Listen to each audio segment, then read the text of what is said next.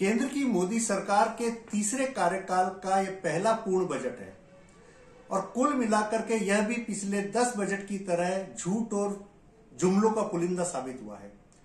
सबसे पहले देश के अन्नदाता पिछले कई वर्षों से अपनी एमएसपी की गारंटी मांग रहे हैं, जिसके लिए वो दिल्ली में सरकार से बात करना चाह रहे हैं। सरकार उनसे बात नहीं कर रही है और आज भी बजट में उन किसानों को, देश के अन्नदाता को निराशा हाथ लगी।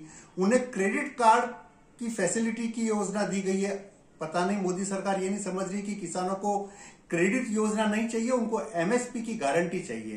तो किसानों के लिए यह बजट पूरी तरह मायूस रहा है।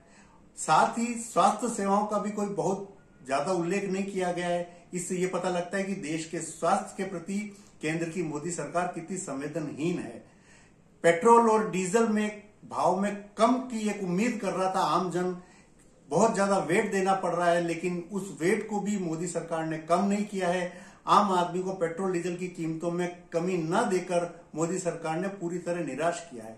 और सबसे महत्वपूर्ण, देश का व्यापारी जो देश की अर्थव्यवस्था को आगे बढ़ाने में अपना सहयोग देता है, वो अपने जटिल जीएसटी से बहुत परेशान था। उन्हें उम्मीद थी कि जीएसटी की प्रक्रिया को सरलीकरण किया जाएगा, लेकिन इस पर भी केंद्रीय वित्त मंत्री निर्मला सीतारमण जी ने कोई प्लान नहीं बनाया है।